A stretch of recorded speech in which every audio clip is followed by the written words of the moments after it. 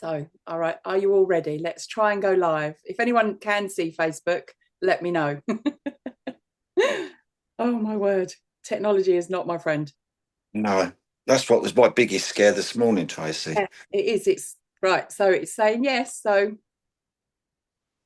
Let's go. I think we're going live, but I can't have it live on my computer. I need it here. So let's see.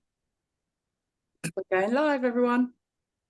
That used to be a good TV show, didn't it? Oh, some of you won't remember that if you're little. Hi, Kay. Oh, so she's coming. There might be people joining as we're going along, but that's absolutely fine.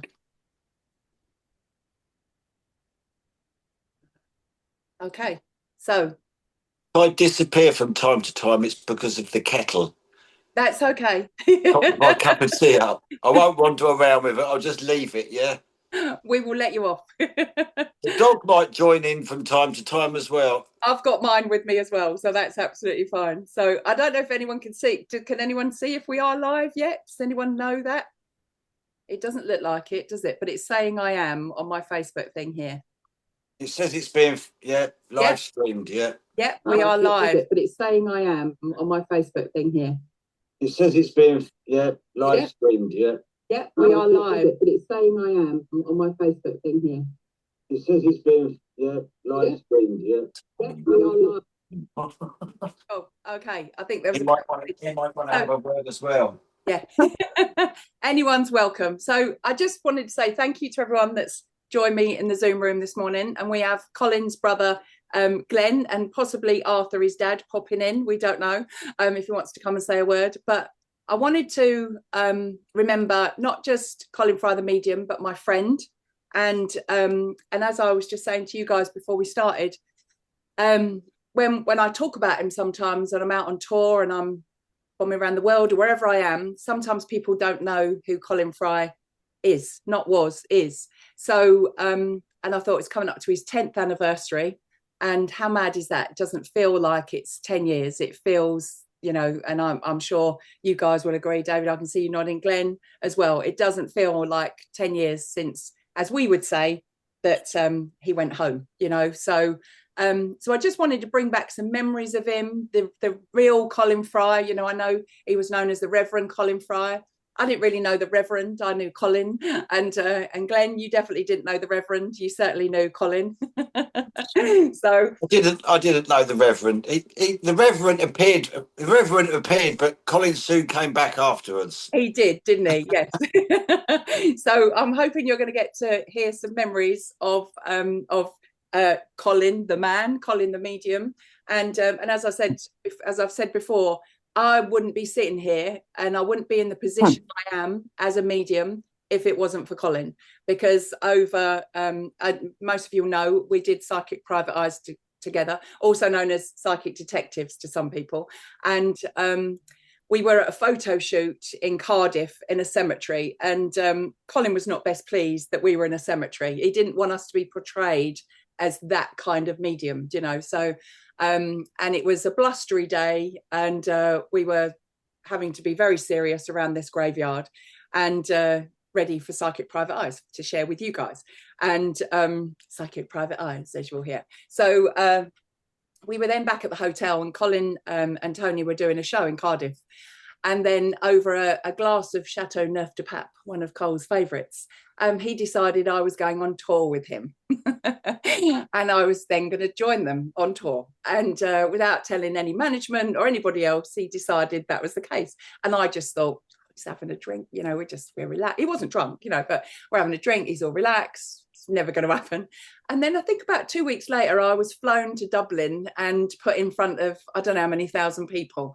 And that's pretty much how my life on tour, as part of I think it was called the Best of British Mediumship back then, and I'd be sitting backstage and hearing, with Colin Fry and Tony Stockwell, and I'd be sitting there thinking, yeah, I should be getting the water for the stage, like I shouldn't even be here. I'm not even a medium, and he was just from day one.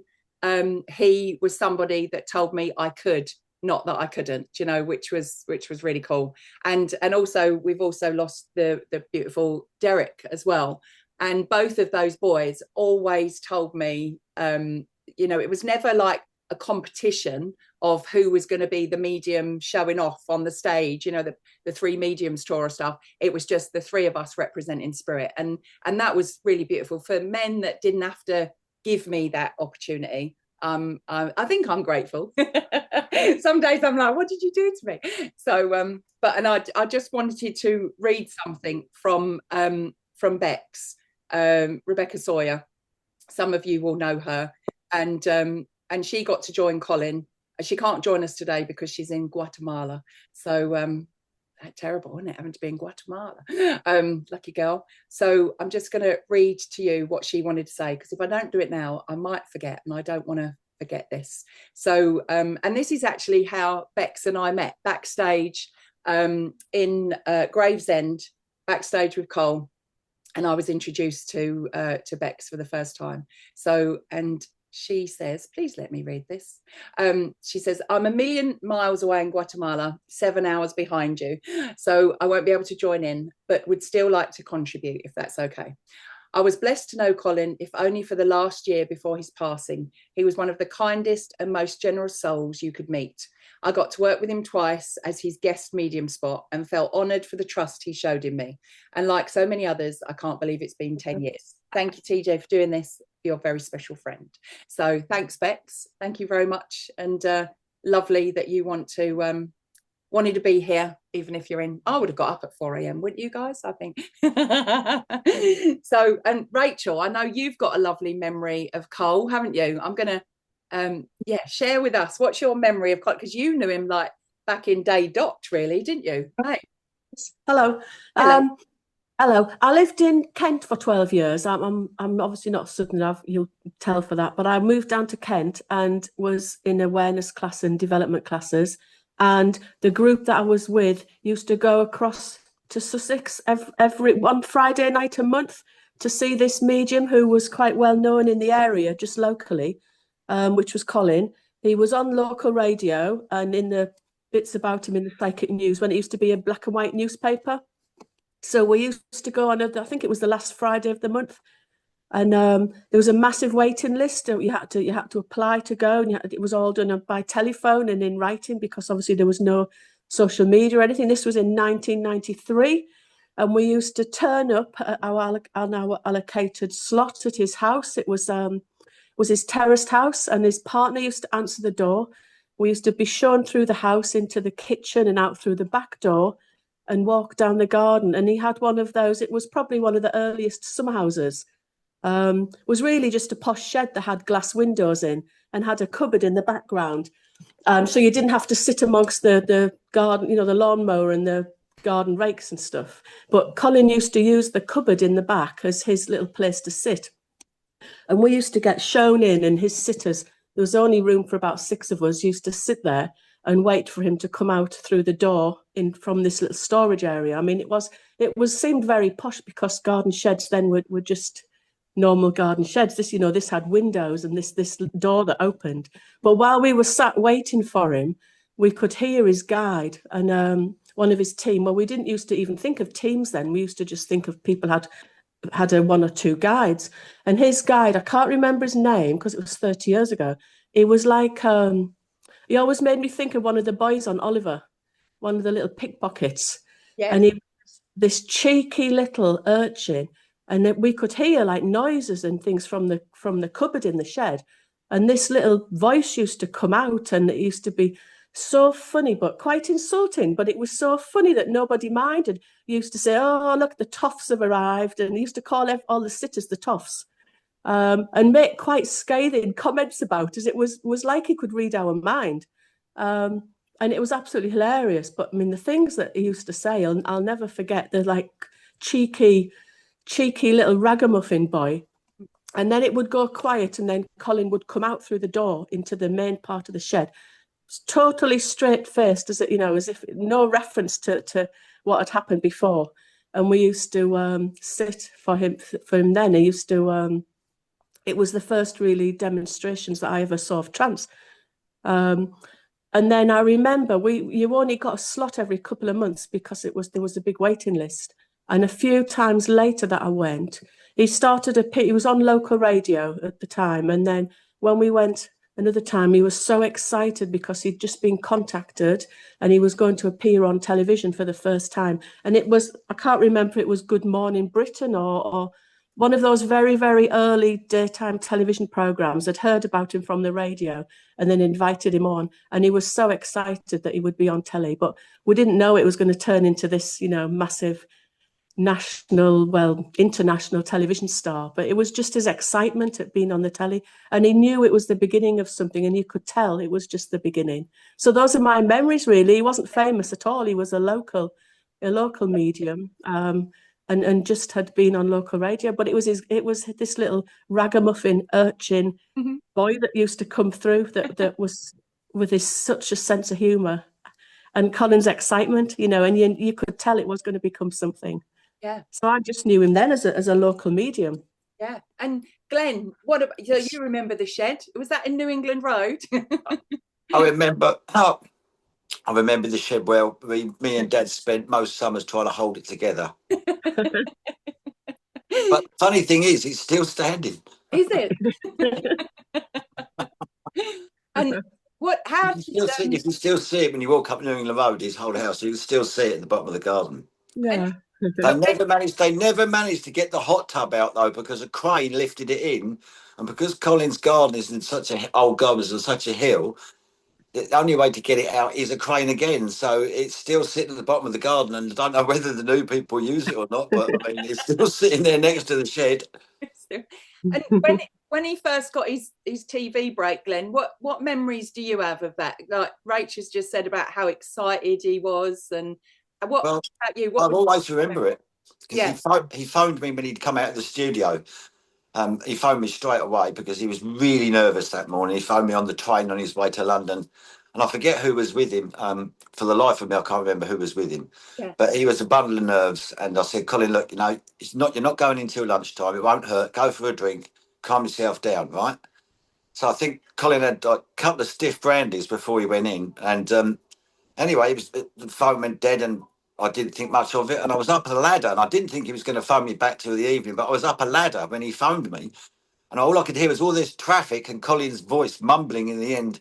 And he was stunned. He was literally absolutely stunned. It hadn't sunk in. It had not sunk in. And it took a few more large brandies around London that afternoon. And he phoned me, quite merry, and he was over the moon there. But at first, he was completely stunned. It just didn't sink in. He didn't really know what to make of it, really, or where it was going, or why it was going, or he couldn't believe it had all happened. And the rest is history. You must be really proud, though, of you and your dad, of what the legacy he left behind. Because I say, how long I worked with him. Yeah. I wouldn't be doing this if it wasn't. I would still be doing it, but I wouldn't have been able to make the impact that I've made, with my work if it wasn't for him. So he's left a massive legacy, hasn't he?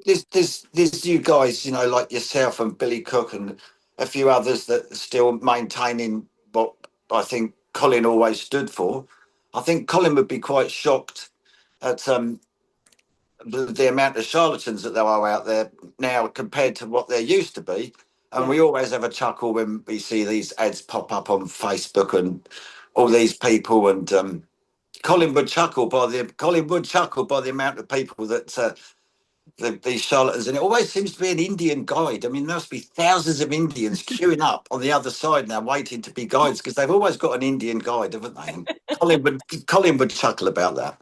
But I'm not. If Colin, well, he is here with us now. Yes. And I'm sure he's sitting amongst us now, and Colin would be very, very, very, very chuffed at you guys and the guys that have just stuck to the truth, really. Do you know what it really is and what it really isn't? And I think Colin would be proud of that it's still you guys and a few like you, that are carrying on.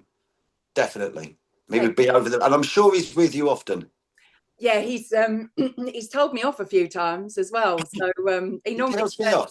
He tells me off often. Yes, he turned and up. I can't get rid of him sometimes. No. Sometimes I just can't get rid of him. You think he's gone, and then he's bloody well back again, niggling me at the back of my head. And it's him because he just doesn't go until you actually sit down and listen. Yes.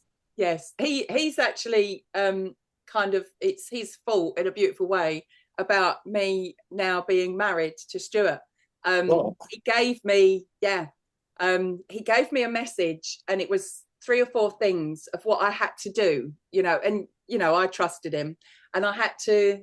I was away working in near Yarmouth, that kind of area, and Stuart was there, but just my friend, and I had to.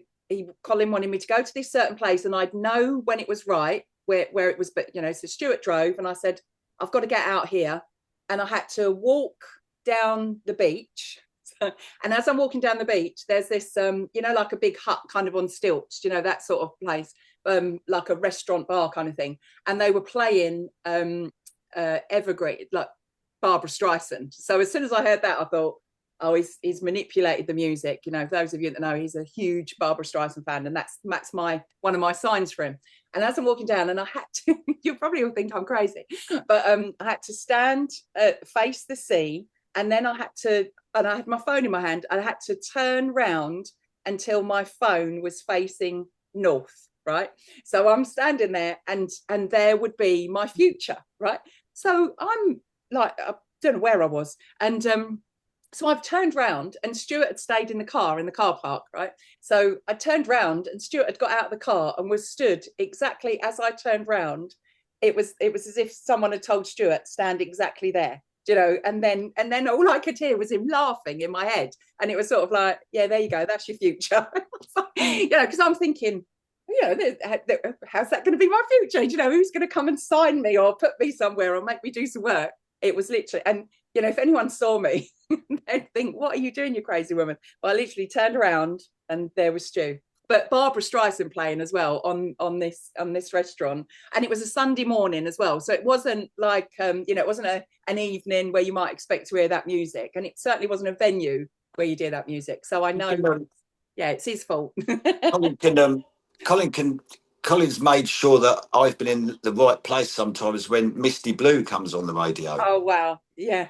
Like, hang on a minute, I didn't intend to put the radio on, and Misty Blue comes on, and you can feel him. And another time recently, we've just built a garden room at the end of the garden, something that Mum always spoke about. After 10 years, we've eventually got around to building it.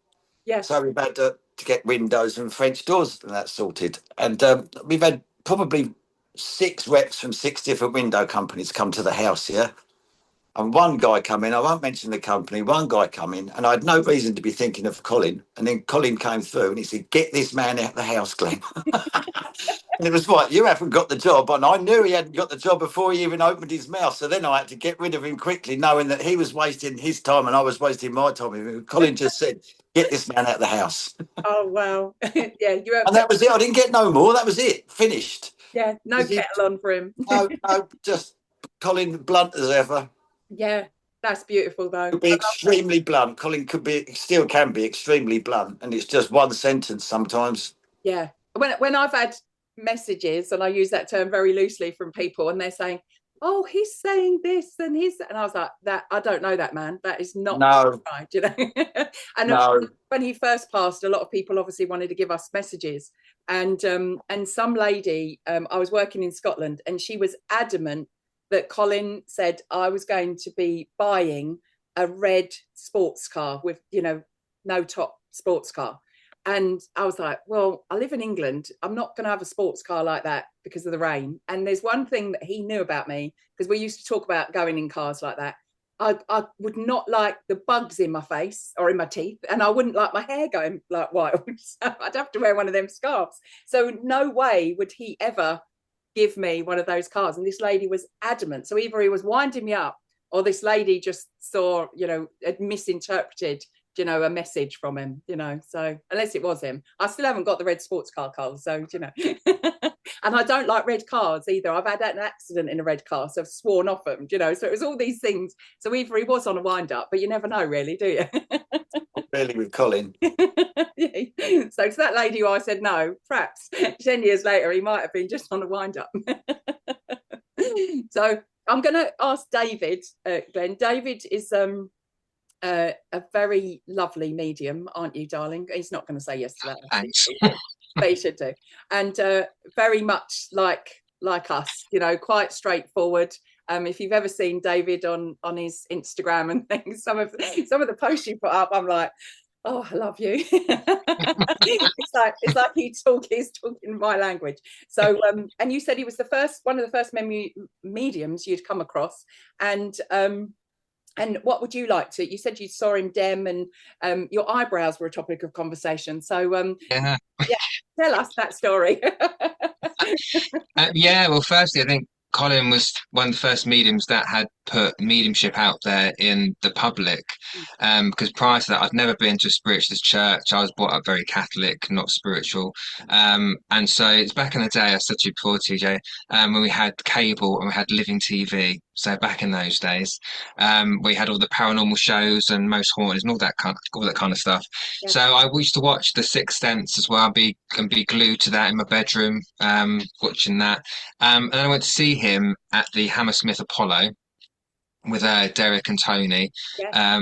Watched the show there, and just, I don't know, because I wasn't doing that back then. It just kind of blew me away, because I just sit there watching everyone else's messages, thinking, my God, what they can do. Yeah. And actually, you can watch that show on YouTube. It's the one at the Hammersmith Apollo. Yeah. You can watch it back. I still watch it now, actually, when I need a bit of inspiration. But yeah, anyway, I went to see him with a friend who was not into it like me, but she got the message, at a hotel in Ely, I think, in Cambridgeshire. And anyway, he couldn't really see me because we're like eight rows back, and there's a very tall person sat in front of me. And so she stood up, and he'd brought her dad through, and he mentioned, "Why am I seeing drag queens?" And he kind of pricked up like, "Oh, I'm seeing these old drag queens there." And she went, "Yeah, my friend was a drag queen," and that was me. I was sat next to her. Yeah. And then he's continued communicating with her dad, and he went, "Why is he talking about some bloke's bleeding eyebrows?"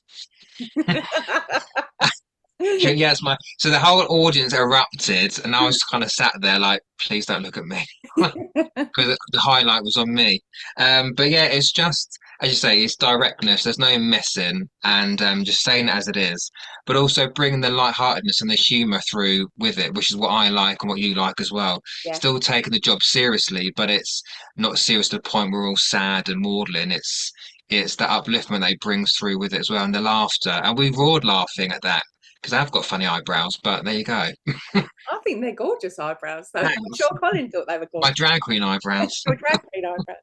But Yeah. that's pretty cool. And I'm sure he would love to know, and he knows that if he's inspired you a little bit, that even just a little bit, that's Absolutely, yeah. on doing their job. And you said about the three mediums with the boys. I was in that audience, and I was with some of my circle. And we wanted to see this, and I was like, oh my God. I remember sitting there thinking, how do they do that on that stage? I'm never going to go on a stage. I'm never going to do that. I would be wetting myself, if I had to do that. And then just in the back of my head, my guide was like, yeah, you wait and see. And I'm thinking, don't even think about, but I didn't even work on a stage at all at that point. I'd not even stood up and demonstrated mediumship. And then a few years later, I'm on the stage with Carl and Derek, and I was like, oh yeah, they did warn me. It's the Hammersmith Apollo. Yeah, we did the Hammersmith Apollo. I think we were there. Yeah. I'm almost certain we were there. Yeah. Yeah, it's mad, isn't it? Like from sitting to being on the stage. I didn't realise until afterwards. Me, Mum, and Dad went up on the stage afterwards when everybody had gone, and then you look from the stage out onto it, and you think, Jesus Christ, it's empty now. Yeah. What must have that looked like? Yeah. 45 minutes ago. I think Colin must be the only person that sparked a fag up at the end of the stage to ever have a fag on the stage at the Hammersmith Apollo. And everybody was waving their hands going, Colin, put the bloody fag out. And Colin, I won't say his exact words, but no, darling. He said, no, I'm not going to put my cigarette out, Glenn. Yeah, it is quite, I mean, that holds like 3,500 people. So when you're stood there and you look out, you're kind of like, oh my God, what am I doing here? So but that was amazing. I don't think you can watch ours. There's clips of the one that Colin and clips of it, yeah. There's no full show, which is a shame, really. Maybe somewhere they've got it in an archive. Hey, so I'm going to ask now, Alan. Alan is the president of Derby Central Church, a very good friend of mine, and just a beautiful human, and his beautiful wife Emma. What memories have you got? Have you got memories of Cole? What does he mean to you, my lovely? Because obviously you're still quite young. You can't unmute yourself. There you go. Unmute there. See that button? There you go. Technology is not for me. That's all right. We're on our holiday in Blackpool, would you believe? Oh, you're so good. Memories inspirational for me is obviously the legacy continues, as you've already said, everybody. And the fact that Carl, I remember watching Carl when I was a bit younger. For the benefit of Kate, I was quite younger. And I remember going and seeing Carl at the assembly rooms with my late mum. Mm. And I remember going and watching him, and I remember my mum saying, if there's anybody you want to try and be inspired by and follow, who is genuine, I'm going to take you to see a medium. And it was Colin I went to see at the assembly rooms. And I remember a bit like David was just saying, sitting there and being in awe and just thinking, wow, you know, what a difference is just made by those communications it had given. So for me, it's just being what we do, being spiritual and being the president of the church, carrying on that in the truth that is meant to be, and not all this that we're seeing. You know, and you know, you can see it, you can feel the genuineness when you watch Colin or been part of that. I was meant to message as well, TJ, but I totally forgot. Joan Hughes asked me to just say a word, if that's okay. And Joan's a lady that used to sit in Cole's Circle many moons ago. She's the president of Swadlincote Church. Right. And she says, just please pass on my love to TJ and the fact that I can't be with you because she's of an older generation, does not do technology. But she said, please pass on my gratitude for the fact that his legacy is being continued and still carrying on, and the fact that TJ's done this for him. And she was quite emotional when I spoke to her this morning. So it's just that carrying on that genuineness for what it's worth, and for us, I think having you do what you do, it just inspires so many. Absolutely. And the fact that he took your soul on this journey and inspired you, believe you and me, you are doing that through and through. And I know that he is so damn proud. So from us to you, to Cole, thank you. Pops, that make me cry. Thank you. That means the world to me. And it is always about paying it forward, isn't it? You know, he believed in me. I hope my students know that I always believe in them. And I always think the more of us out there spreading the word of spirit, the better, isn't it? You know, shouldn't be this one or that one. The more of us like standing together like an army. And I know we're guided by him. I know he likes to come into trance. He's popped in a few times to show his face, and I just think, Ghost Dad, he's here. Look, there he is. Look. Hello, my darling. Would you like to say a word about your little boy? No, me and Colin do it personally. I know. He's gone. That's our He's gone. No, that's all right. At least we got to see him. Lovely. Leanne, also you wrote in about inspiration from Cole. Yes, sorry, just getting myself back together from God, I could feel it off you. So it was the strangest thing. So I lost my dad. I was only young. I was 17, and for me, I had nobody like me. So when Colin started like his program on the TV, something kind of clicked, you know, because I kind of felt, you know, my brother when I'm speaking out to nothing, you know, and knowing that my dad was there, and my brother thought that I was crazy, and generally I just thought I was crazy. Yeah. And then when Colin started The Sixth Sense on Living TV, I had somewhere to go. I had something to connect to, because I'm up in Scotland, in Dundee.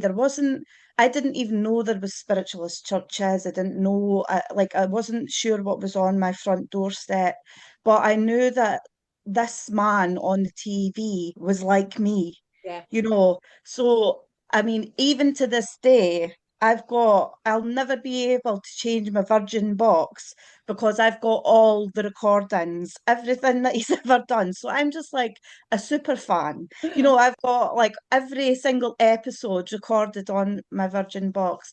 And on a Sunday, my son's autistic and he's non-verbal, but he can say Colin Fry. Because every Saturday or Sunday, when it's my turn to get up early, we watch Colin Fry in the morning. That's like just our routine. So he's still with us, definitely, you know, having sat in circle with you, TJ, we have obviously he's popped in, which has been amazing. And although I didn't get to speak to him in person, um, I've spoke to him in spirit, you know, I've brought him through for you. And I just thought it was beautiful because when you had put that message up on Facebook earlier about that I got you, Bev, Yeah, that was a bit of evidence I brought it was. through in Yeah. one of our circles. So that really touched me as well. And then the whole reason that I ended up working with you and like being taught by you was because in COVID during lockdown, I sent on eBay for a book bundle, you know, and this book bundle had a book, a Collins, a book of yours, and a couple other books. And when I opened Colin's book, there was an autograph, and I was so excited. And me being me, I was like trying to pull the energy from the autograph, and I was like, "Oh, it's like he's here. It's like I've got something of Colin's. I've got his signature." Yeah. And then I moved his book to the side, and then I found yours. And then I thought, and I read your book in a day. And then I was like that, I need to find TJ. So I went and I found you online. And the very next week, I'm in your circle. I'd signed up for your mentorship, your very first online mentorship. It Yeah. was like it all just fell in place. And I firmly believe he sent me to you. And obviously 5 years later down the line, been to two Eastbournes. Yeah. I've met so many friends that for me having that community around me is really important, you know, and like to have you as a teacher as well, you know, and still to have that connection to Colin as well. You know, he's come through in trance, he always playing jokes on our circle, you know. It's just it's a beautiful thing. And I do think that, you know, he really, and he must have thought, here's my super fan, I'm going to make sure she gets to TJ. And yeah, it's just I could feel the emotion of the day as I sit here. And like I say, it's not like I ever met him in person, but I certainly met him in spirit. No, thank you. I think it has been, you know, when people talk about, you know, when you lose someone physically, you know, the grief, and you think, oh, it's 10 years, you know, and I just thought, I just wanted everyone to remember. I'm sure we all remember him in our own ways, but I just wanted to make a bigger noise about him, you know, because the things that are in place for us mediums right now, like you say, the television, watching a medium on TV, you know, in that kind of situation, that wasn't done before. And as you know, Glenn says about him being really nervous when he goes, you know, he's a man before he's anything else. He's a man, isn't he? You know, and imagine the pressure. You know, I know when I've done TV, but imagine the pressure of being that first person really to show up and shine and stand there, like you said, you're watching it, and it's like, that man is like me, you know, and making Very much, he very much felt that in the beginning. yeah, It yeah, was very lonely for him at times. I remember Colin was put up in all sorts of hotels at first because we didn't leave London for a couple of weeks, and he was in and out of hotels, in and out of interviews. yeah, And he was staying in a very, very posh hotel one night overlooking London. And he phoned me and he said, Glenn, I hope it's not going to be as lonely as this forever, because I feel really bloody lonely out here on my own, Glenn. And I said, Colin, this will get better. You know, this is just all sinking in. yeah, But initially, he did feel like the weight of the world was on him yeah, to make this right. Yeah, yeah. just to get it right and make it right. And he felt very lonely out there for a long while. And that's important for us to hear as well, as part of his legacy. He wasn't just a famous medium. Do you know what I mean? He was a man, and it is lonely. Being on tour can be very lonely, can't it? You know, and well, I mean, he didn't make it, lonely for me. We would always have lunch together with, so I was very I grateful. think that's because he felt so lonely out there on his own initially. But once he got good people around him like yourselves and that, then it started to get a lot better for him and he relaxed into it. But he did always maintain bringing the flock, what he considered to be a trusted flock of guys and girls around him. Yeah. And that made life a lot easier for Colin. So he wasn't out on his own anymore, And Definitely. because he did that, then we can all step up, in the public eye, because we've been almost like taught by him. I certainly was led by him, and he one thing about him, he always just said to me, just keep being you. And anyone, you've known me for a long time now, Glenn, you meet me, whether I'm on stage, whether I'm on telly. When you meet me. There's not two faces. I know I'm PJ on the telly, but you'll always meet me as a person. So and I owe a lot of that to him, definitely. Yeah, amazing. Diana, have you got any memories of him? What would you like to share? Another church. I don't know if you are the president, but representing another church for us. And Rach, sorry, I should have mentioned Black Hill as well. So shouldn't I? Yeah, sorry, darling. And Diana's hello. Yes, go on then. Yeah, I'm treasurer. Treasurer, okay. Which is as much hard work as being a president. Oh, definitely. I only ever got to watch him on TV, but he was inspiring. And I just loved the fact that he came across so at one with the audience. It didn't feel like he was making himself look extra special. And it felt like that care in his voice when he was giving messages was really there. You could see it. Yeah. It was an honest appraisal of somebody that you could watch. Yeah. It was like that on tour as well. And as you know, when I've worked for some of your churches and things like that, or when I've been at theatre, he taught, his thing was, and I continue, that we stand on stage and we present mediumship, or however which way we're doing that, and then afterwards we're there for the people that have come as well, no matter what environment we're working in. And I think we did the Edinburgh Playhouse, which is 3,500 people, and Colin and I finished on stage. I think that was with Dell as well. That was the three mediums, and we were still there. I think it was nearly 1 o'clock in the morning before we got back to our hotel, because there were so many people that wanted to queue up and say hello to us. So it just didn't stop. And I would never complain about that. I enjoy meeting the people after. And he always said to me, and I always will say this, as some of you have heard me, our work is not just on the stage, it's also meeting people after, because you might just hold the hand of someone, or just people see the medium, as there's many of you in this room now, and as we are the closest thing for some people to their loved one, aren't we? We're more than a bridge. We are that person. And if I can give a hug to someone at the end of a show and they think, my dad's seen that, or my mum's seen that, I didn't get a message from her, but she's given me something back, and he taught me that from day one. We would sit patiently and enjoy, not just like, oh, another. It was enjoyable to see what had been bought, what the messages had done. And some people will queue and say, I didn't get a message tonight, but I know, that this person's okay. And that again is part of the work, isn't it? So I think Breen Sands, John Donovan will tell you, Badger, we were there until about, they just kept bringing us drinks because the queue just never ended.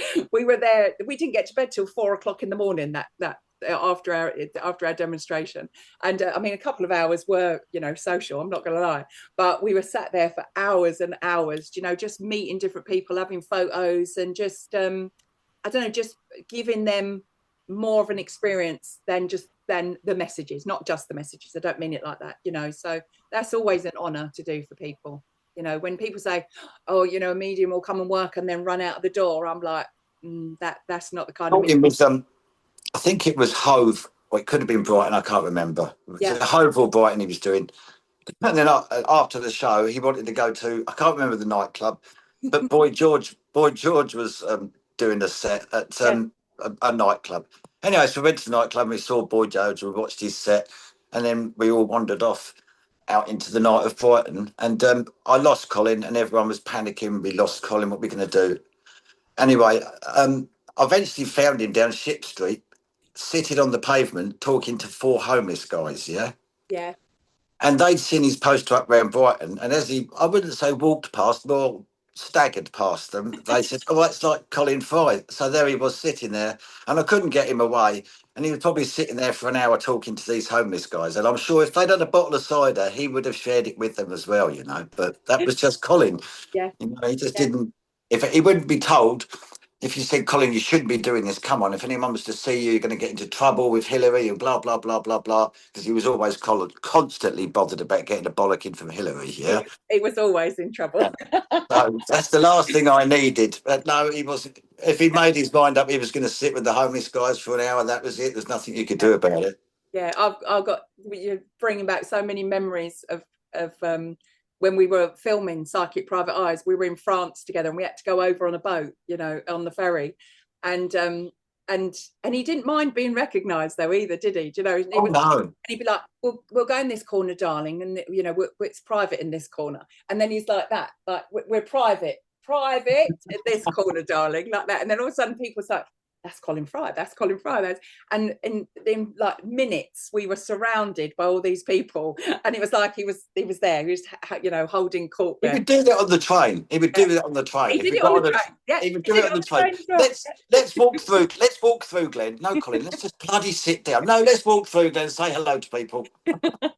No, he did love it. He did love it. But I'll never forget that ferry trip. And we were filming Private Eyes in Boulogne.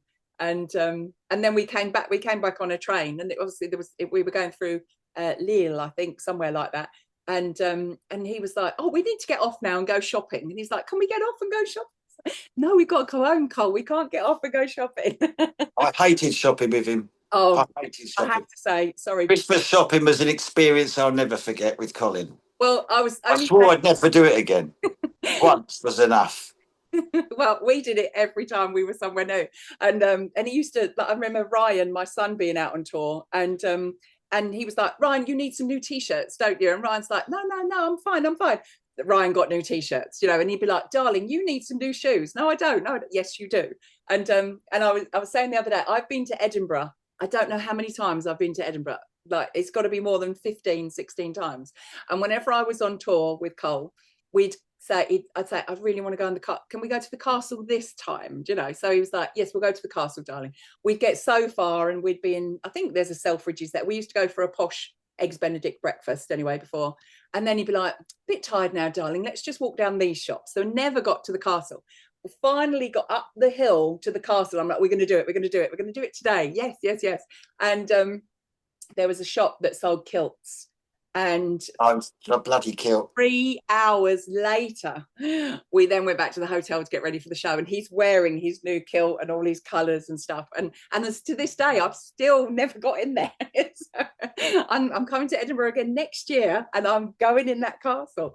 But yeah, I've never done it. So yeah, shopping was a good thing. Shopping, it was the shirt. He'd take a shirt. "Oh, this is a lovely shirt, Glenn. Look. Oh, that's Colin, I don't want the bloody shirt. Yeah, no. Put the bloody shirt. Glenn, it looked lovely on you." "No, it won't, Colin. I don't want the bloody shirt." They still bought the bloody shirt. Yeah. No, he used to buy me things all the time. He used to say we were like the married couple without the messy bits, you know, so I was allowed to, you know, be spoilt with him shopping. I was the bag boy. Yes, you were the naughty boy. No, the bag boy. Oh, the bag boy. I said the bad boy. I was like the bad boy as well, Glenn. I was the bad boy too, yeah, but on those days I was just the bag boy. Oh, and you know, that's another memory for me. I hope you don't mind me sharing this, everyone. But we went to Hollywood, baby, you know, and it was hilarious, absolutely hilarious. And we went down Rodeo Drive. And he bought me some beautiful sunglasses, actually, that I've never worn because they were so expensive. They're still in the bag, you know, because I'm scared that I'm going to break them. They were crystals and all sorts. They were beautiful. But so we're going down Rodeo Drive, and I kept singing Pretty Woman to him because he had so many bags in his hand. He's like, "We'll just go in here, darling. We'll just go." I think that's when he found creme de la mer as well. And it's like the excess baggage that we had after that trip was hilarious. But he had this, sorry, Cole, forgive me. He had this pink suit and a yellow suit, and we were meeting like production Cruise and all these sort of people. And then we'd had a really good meeting with an agent, and it was next door to the Beverly Wilshire Hotel, do you know, Pretty Woman again. So we've gone in, and our manager was with us, Craig, and he says, like, these cocktails are $20 each, you're only getting one, do you know? But so I'm like holding my cocktail so I don't spill it. And so we each had a cocktail and we were cheersing. Anyway, this man and this family were watching, and they kept looking, and Colin was like, you know, like, oh, they know who I am. They know who I am. He's getting really excited. And this guy come over, and he was a huge Texan man. And he said, are you Pee Wee Herman? And I laughed so much, nearly spilled the cocktail. And he was like, darling, that stays here, like that. I'd already texted Claire back in England, and like, someone just called Carl Pee Wee. It was already out. It was hilarious. But his little face, he was like that. I'm glad I never knew that, because I'd have ripped him every time. I know. No, well, it's passed now, so everyone can rip it. But this man was huge, so I don't. Colin couldn't like say anything back to him or anything. He just sat there and went like that. So sorry, my darling. There's many things I could say. Won't. There's lots of things I wouldn't say of the things we got up to while we were out on tour. Oh, beautiful. Rob, what about you? What have you got any memories of Colin? Did you meet him? Did you see him? Are you inspired by him? Hi everyone. Hello. No, I never met him. Mm-hmm. But like a lot of what everyone's saying really resonates, and what Leanne, what you were saying. Oh my God, I think living TV was a big part of my journey as well. You know, it was the one place I knew I could go and see you and see Colin, and just watch. I would watch episodes over and over again, you know, just for that moment of those 22 minutes of kind of wonder and inspiration. And just, it's a real reminder of, we get so caught up in everything, all the drama and the fluff and the nonsense. Yeah. But it's just about being, and just about that connection and the love. And whenever, you know, I see him, that's what I feel. And that's what I've had some really personal experiences that I've spoken to you about, Tracy, and, you know, been honoured enough to, you know, for him to tap me up and ask me to pass you a couple of messages at important moments. And oh my God, his energy, I love him so much. Yeah. He's still around, and I just, it's a joy when he pops in. Not always convenient, but that's like Cole, wouldn't be convenient. Whenever. Saying is one of those, Tracy was in the shower. Oh, several are in the shower. Yeah. I should feel that Cole pops up when Rob's in the shower as his wife, but you know, no problem. Yeah. That's Colin. No doors now, he's all right. Yeah. I think I've told you that, but yeah, I don't go around talking about that stuff. But yes, yeah, you don't want that on your CV. Colin Fry. Always the joy and laughter, and just such a really nice just level of just love, and just, that's all it's about. It kind of brings me back to basics a lot of the time, you know. Yeah. No, that's beautiful. I love it when he comes into our when we're doing the paranormal side of Eastbourne, and he likes to come in and pinch bottoms and things like that. So that's always amazing. David's joining us for the first time this year, so you might get to experience that as well. I look forward to that. Yes, we'll say no more about that. If you want to know, you need to come to CJ and Friends. Tash, what about you, my darling? What's inspired you with Colin? Hello, can you hear me? Yeah, we can hear you, God. Yeah, hello. Super. So like most of them really, for me it's just TV as well. I think I was The Sixth Sense and The Three Mediums, and that was lovely to watch. And I think it's what that led me to, you know, to get to know you, TJ, yourself. Yeah. But yeah, he's just full of love, isn't he? He's really, you know, kind of a kind soul. Yeah. Just really genuinely kind person. You know, and just really helped the audience with full of love. It's nice. What a legacy that people feel the love of you. That's job done, isn't it? That's life done box ticked, isn't it? If that's how people remember you, that you were full of love and you shared your love. Wow, you know, I hope that's my gift one day. Yeah, that's amazing. Thanks, Tash. Thank you. Love that. But it's lovely that you're doing this for him as well. You know, like you said, it keeps him going. Yeah. Oh, trust me, no one will forget him as long as I'm still breathing. Beautiful. Yeah, definitely. And Jill, what about you? Have you memories of Cole? Did you see him? There we go. Hi, yeah, everybody. Yeah, I've seen him only on stage with yourself. The first time I met you, well, on stage, I never knew I would be a student and a teacher of yours. I'm like, oh my God. But yeah, Cole. I mean, what I loved about what I remember, but it's about 20 years ago. My kids weren't even born. And I believe I went to see Colin. Then Tony was there, and then you were there, and I hadn't even heard of you then. So no disrespect, but now I do. All right. People haven't heard from me now, so don't worry. It was such a treat that, you know, we'd gone to see Colin. I can't remember who else was with. I think my husband was with me at the time, and we'd gone to see Colin, and then we got you two, you know, as a double whammy. You know, I was like, wow. And what really stuck out is how all three of you gelled and worked that well together. You bounced off each other. You know, you could see. I don't know what it is, the passion between all three of you. You know, you were all equal. And that's what I loved about it. You know, there was not, like you said earlier, no one was bigger than the other. No one, you know, was trying to, you know, portray anything. You were all there for the same reason.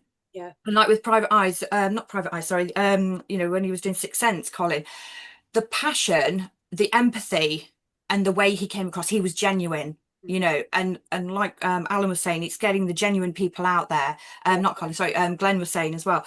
It's the genuine mediums, the genuine people that, you know, need to do this job, and, you know, an inspiration. He wouldn't have had the others around him. He loathed it. He loathed anyone that was. Yeah, I can imagine. Anyone who was just chasing it for the wrong reasons. Colin kept a distance from. Yeah, that's good, because we need to sort of, well, say, push them away, but it's like, you know, we need the genuine folk that, you know, are here to do the job and do it correctly, you know.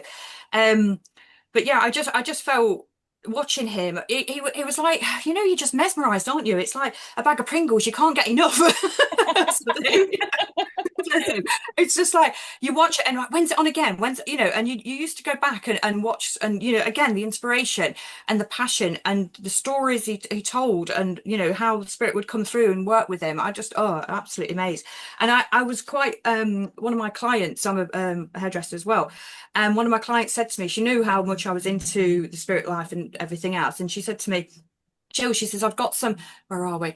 Colin Fry, little affirmation cards, and his signature. So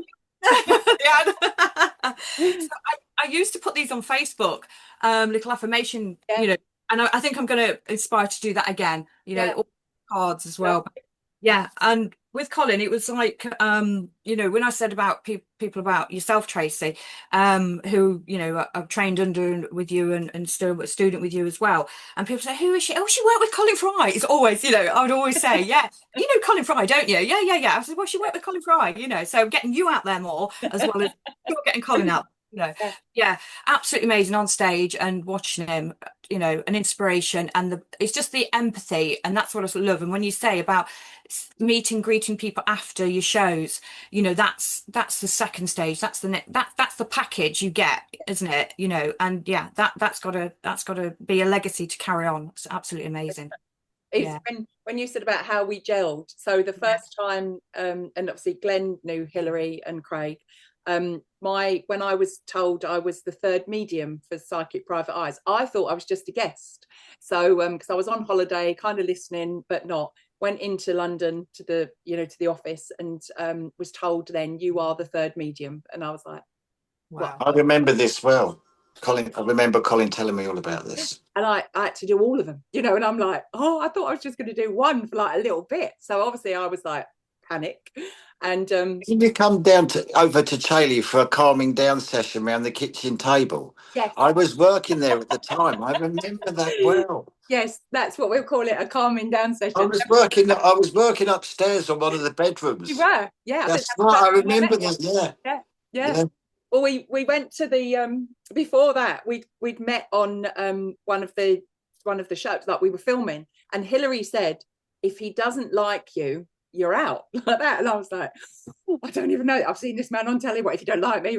So but we literally sat next to each other in the pub. We all the crew were in a pub before we started filming outside, and he just started talking and doing his impressions, you know, of Kenneth, what's the guy from Kenneth Williams. That's it, Kenneth Williams. And he started doing that. Well, I was just roaring with laughter. He just made jokes, so I was relaxed. And it was deep cut barracks, so it was quite a very emotive story we were working on, you know, a case.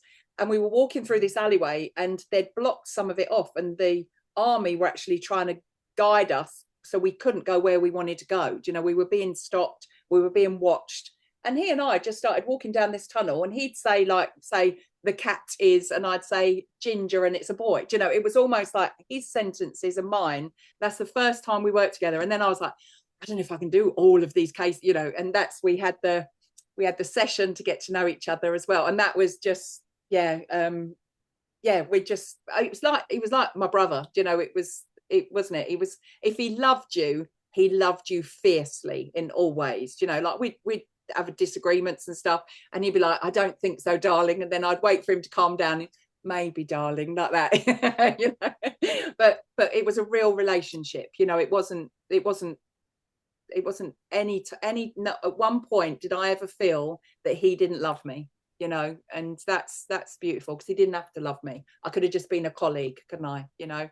So yeah, amazing. But yeah, that was the gel the first time. Yeah, so mad, eh? All these memories. And Spirit Bear JJ, tell me, what's your memories of our lovely Cole? Well, there was a group of us down in Hatfield, and we used to come and see you all wherever we could all the time. And I remember once you brought my father through, and Colin was sitting at the end of the row with his manager. And one of them that we had with us, she was very, I can take that. And Colin went, hi. And I went, hi. Recognised him, acknowledged him. She went, did you just speak to Colin Fry? And I went, yes. I said, what a lovely energy. And you could feel the love from him. You didn't even have to have a reading from him. His mediumship was done from the heart, and a lot of them aren't anymore. Yeah. And that is the shameful thing, is they're giving people like ourselves bad names. Yeah. And we need people like him, you, and a lot of us here to go forward with that love, and the love that's the biggest struggle. Yeah.